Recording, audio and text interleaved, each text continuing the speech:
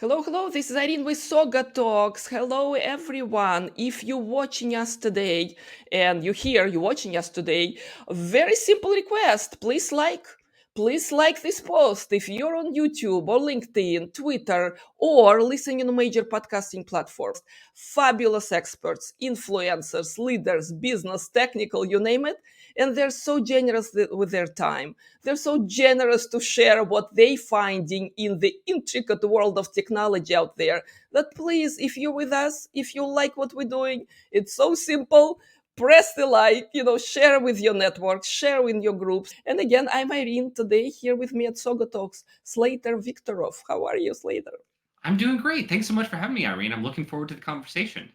I'm so excited. Thank you for being part of the show. Very high level conversation for all of us. Is it consumer experience? Is it employees? Is it investors? What's out there for all of us? Or it gets very, very technical.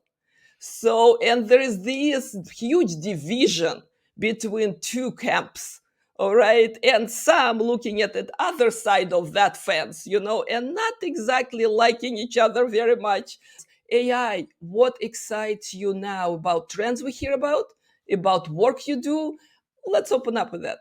Yeah, so I think AI is a really fascinating space, and you kind of hit the nail on the head in that it's in this really interesting sort of liminal space where it impacts everyone. I mean, there's no one in the world today. If you use any piece of technology, or even if you don't, right, you're being impacted by AI in some way, shape, or form. But at the same time, when you look at the very bleeding edge of what's happening, right, it's incredibly difficult to really grok what's going on, to really understand what it is that's happening. And we don't really have kind of a society or a culture that is meant to have things go from the bleeding edge of research to wide consumer adoption as quickly as this has been happening, right?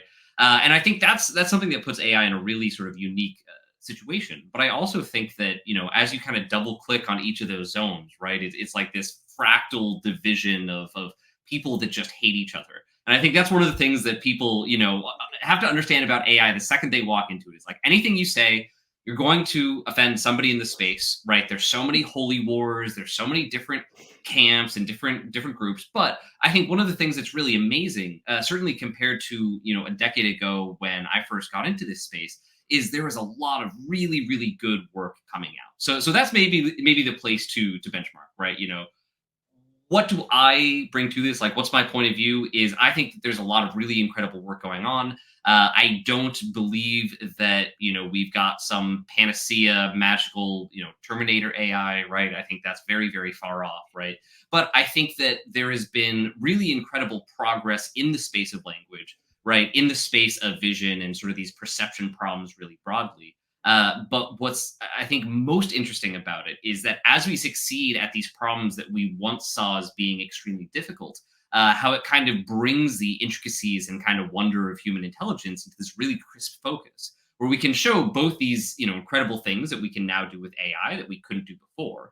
But then you have, I think a really good conversation that says, okay, well, we can do this, but what can we still not do? And why is it that despite the fact that we can classify 1,000 images into 1,000 classes and figure out a Welsh short hair corgi from like a I don't know, British long hair corgi, right? Why is it that despite we can do all of these really interesting fine grained things, we can't walk on two legs, right? That we can't do these very basic things on kind of the converse of that, and it's really led to a really interesting explosion questions around AI, around what are the hard problems, what are the interesting problems, and there's two different lenses. You can take a consumer lens, but frankly, I have very little talent with the consumer. Like I'm like anti-materialist. Like I don't want things. Like people like Alexa.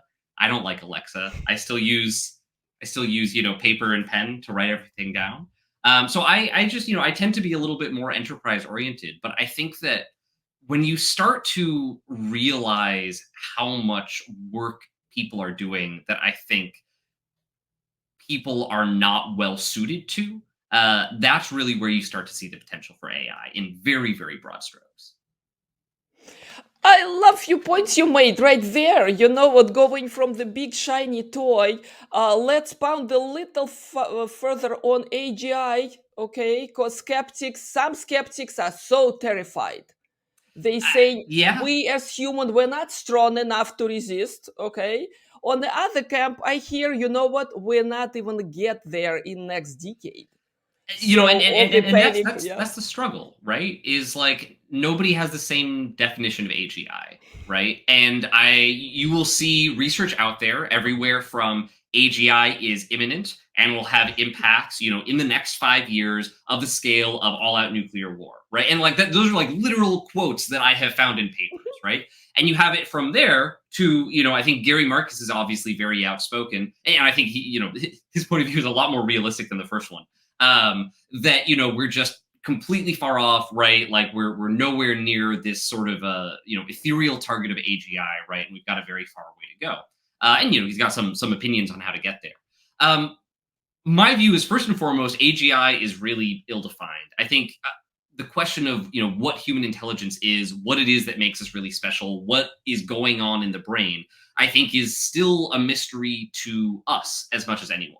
Right. I actually just found out in a very curious thing. I suffer from a weird kind of neurological issue called misophonia, and apparently there was some research that came out that said it might be an overactivation in the mirror neurons. Right.